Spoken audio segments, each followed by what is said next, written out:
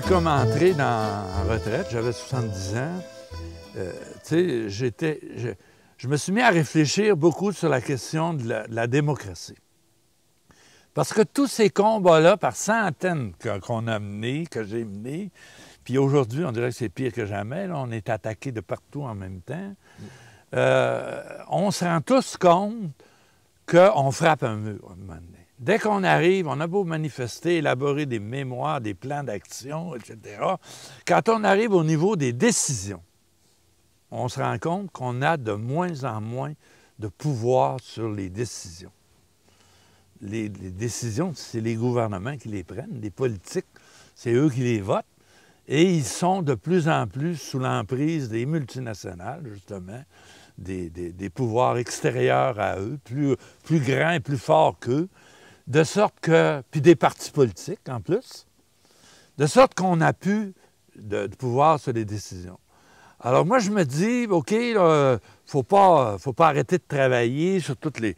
faut boucher, faut aller au feu qui s'allume à gauche, à droite, faut faire les combats quotidiens, mais il faut avoir en tête que la clé d'un changement collectif, c'est de réécrire les règles de la démocratie. Parce que changer de parti, ça ne donne rien si on ne change pas les règles du jeu.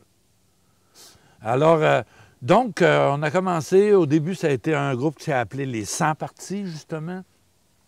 Parce que pour moi, les partis politiques sont de toute évidence les responsables de la dérive de la démocratie, parce que les autres, au lieu de travailler pour le bien commun, ils travaillent pour obtenir le pouvoir à leur parti. C'est la ligne de parti. Et la ligne de parti, puis ça commence dans le choix des candidats, de sorte qu'on vote, mais on choisit rien, parce que déjà, c'est pas nous autres qui choisissons les candidats. T'sais.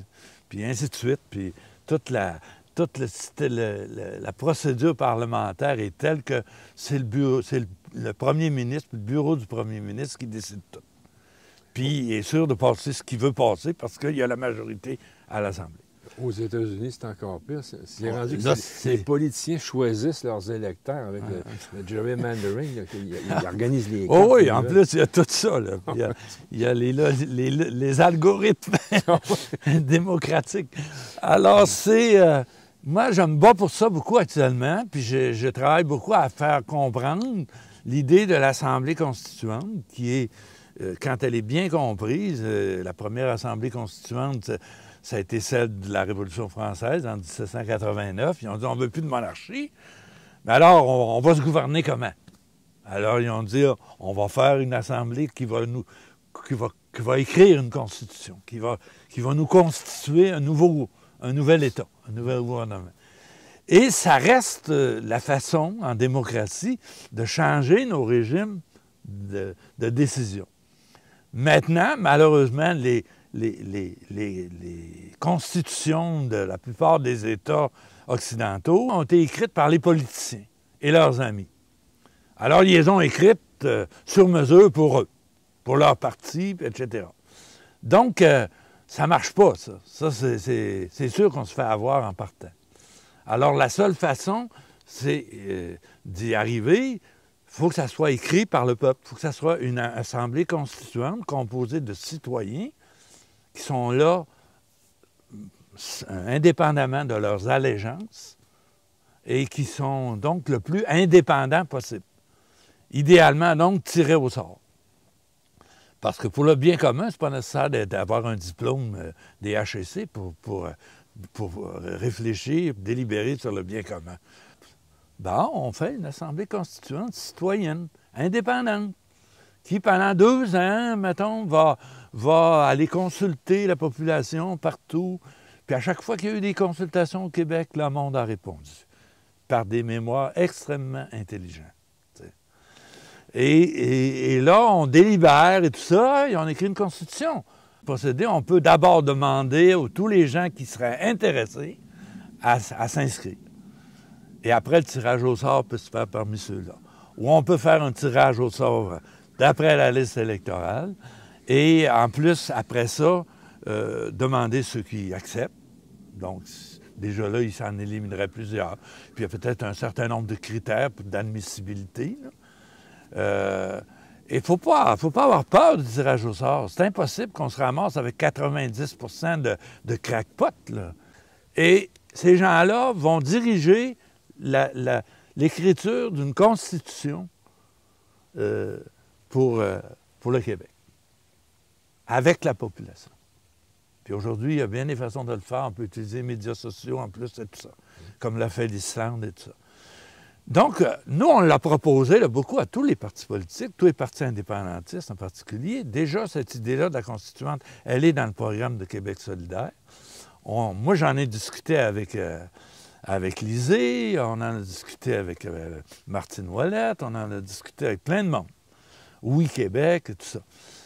Il y a du travail qui se fait, là. Ça bouge. Mais, tu sais, les gens, les politiciens, la réaction de Lisée est peut-être la plus significative de tous les autres politiciens. Il a dit « Jamais je prendrai le risque de faire écrire une constitution par une assemblée qui représente la population qui est à 60 % fédéraliste, pour me ramasser avec une constitution provinciale. » Bien, d'abord, une constitution provinciale, ça serait déjà un gros acquis. Parce qu'on pourrait déjà décider bien des choses. Dans le cadre de la Confédération, les provinces sont libres de tout reformater complètement leurs institutions politiques s'ils veulent, pourvu qu'ils respectent le Parlement d'Ottawa, la Cour suprême puis le Sénat. J'ai dit, écoutez, t'es pas prêt à prendre ce risque-là dans une démarche où pendant 2 ans, tout le chantier démocratique, la délibération se ferait, puis t'es prêt à prendre le risque d'un référendum avec une campagne d'1 mois, avec une question tripotée par toi, puis t'as autant de chances de perdre, là. T'sais? Mais ils ne veulent pas redonner la parole au peuple. Est-ce qu'une constitution écrite par le peuple, disons, québécoise, pourrait être reconnue comme valide, valable, légale, constitutionnelle par le fédéral? C'est-à-dire que une assemblée constituante, c'est l'exercice de la souveraineté du peuple. Le Québec est reconnu comme un peuple, comme une nation. Est-ce qu'il pourrait nous arriver la même chose que la Catalogne en ce moment si on faisait une constitution puis qu'on arrivait à la conclusion qu'on sort du cadre fédéral? Non.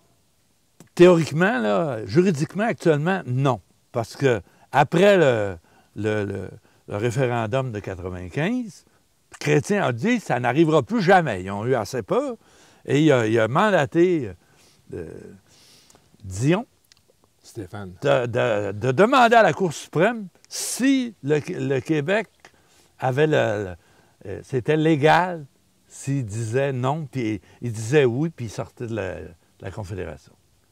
Il s'attendait que la Cour suprême allait lui donner raison, mais elle leur a donné tort. À l'unanimité, la Cour suprême a dit, advenant un oui clair, à une question claire, le reste du Canada a le devoir de négocier et de respecter le choix des Québécois. D'où la fameuse loi sur la clarté. Là, il a fait une loi sur la clarté pour sauver la face, mais Alors, ça, donc, on a, comme disait Louis Bernard dans un article du Devoir cette semaine, on n'a pas assez proche au Québec de se trouver dans la situation de la Catalogne. Mais grâce à cette affaire-là, actuellement, juridiquement, en tout cas, là, on a la possibilité de décider. Donc, on a le droit de faire un référendum, puis s'il y avait un oui au référendum, ça devrait être respecté. Donc, on a le droit de faire une constitution dans laquelle on déciderait que le statut politique du Québec ne sera plus dans la fédération. Et cette constitution-là, c'est ça qui va devenir l'objet du référendum. Le référendum, il va porter sur la constitution écrite par le peuple et non pas sur une question tripotée par le Parti québécois. Et à l'application de votre constitution, une fois adoptée, ce ne serait plus une vision bipartite, ce serait une vision... Ah bien là, c'est à nous autres à l'écrire. Les règles du parlementarisme qu'on veut respecter. Moi, je dis, c'est sûr que moi, je préconise que les partis politiques devraient être exclus du processus électoral et parlementaire. Les partis politiques devraient exister comme des organisations de la société civile qui font de la mobilisation politique, tout ça. Mais quand on arrive aux élections, d'ailleurs, la réforme que Burns avait faite, puis c'est revenu sur le tapis juste avant qu'il meure, là, à la commission Charbonneau, c'était de dire justement qu'il fallait que les élections soient financées par le directeur général des élections et tout géré, et non pas par les partis. Les partis ramassent de l'argent pour leur fonctionnement interne. La campagne électorale, ça, c'est une affaire publique. De toute façon, actuellement, l'argent avec la nouvelle loi, l'argent qu'ils donnent aux partis, là, c'est énorme. On est rendu dans des affaires comme 40 millions de dollars par année qu'on donne aux partis politiques en fonction du vote qu'ils ont obtenu. Ça n'a aucun bon sens, là. Ça, c'est administré par les partis, là. Cet argent-là, il faut la mettre dans la gestion des élections publiques. T'sais? Là, on vient d'éliminer une grande partie de l'influence négative des partis. T'sais? Il y a plein de choses comme ça qui se discuteraient dans un processus constituant. C'est pas, les gens, là, ils comprennent ça vite, ça, cette affaire-là. Là. C'est pas...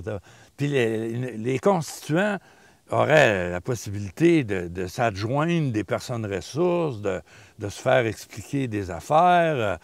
C'est pas une petite affaire de 5 minutes, là, une constituante. C'est un gros bateau, là. C'est quoi l'apport du rêve dans votre projet? C'est la démocratie. La démocratie, c'est un rêve de nos jours. C'est absolument un rêve. C'est une utopie totale. T'sais? Sauf que moi, j'ai pas d'autre solution. Sinon, là, c'est plus nous autres qui décident. On peut bien s'occuper, là, faire notre toilette en attendant, là.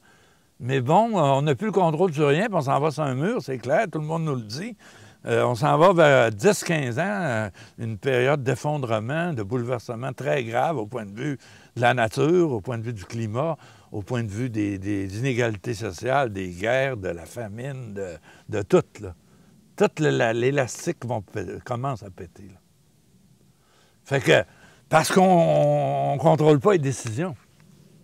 Les types qui sont aux commandes du train, là, c'est les money makers, c'est les grands actionnaires des multinationales puis des banques. Alors, on s'en va dans le mur. Eux autres, tant qu'ils font de l'argent, ils sont corrects. Puis ils vont être les derniers à périr dans les catastrophes parce qu'ils vont avoir de l'argent pour se protéger. T'sais.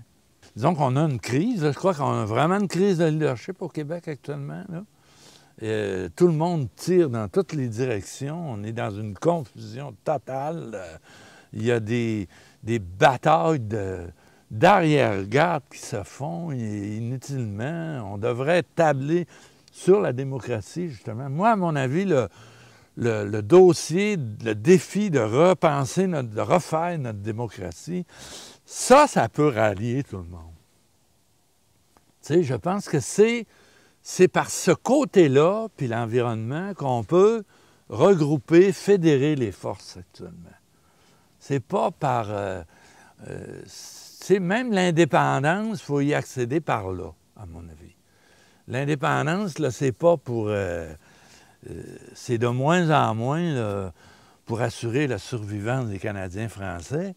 C'est pour nous doter d'une société démocratique où on peut participer. Moi, je pense qu'on est mûr pour ça au Québec. On a un fond de ça. D'abord, on a un fond de culture égalitaire puis solidaire qui nous vient peut-être des Indiens, de l'hiver, qu'on a passé 2 siècles enfermés dans les campagnes à s'autosuffire puis à s'entraider. Et c'est pour ça qu'on est souvent très, très proche des Africains qui ont une culture de tribale un peu, etc. On est comme ça, les Québécois. Donc, on a tout ce qu'il faut au Québec pour créer un noyau de nouvelle démocratie. On a juste le bon nombre, on n'est pas trop nombreux. C'est un milieu qui est dynamique, qui rayonne. on est mûr pour ça, tu sais. Les gens, ils sont pas indépendantistes, je dis souvent, les Québécois, ils sont indépendants.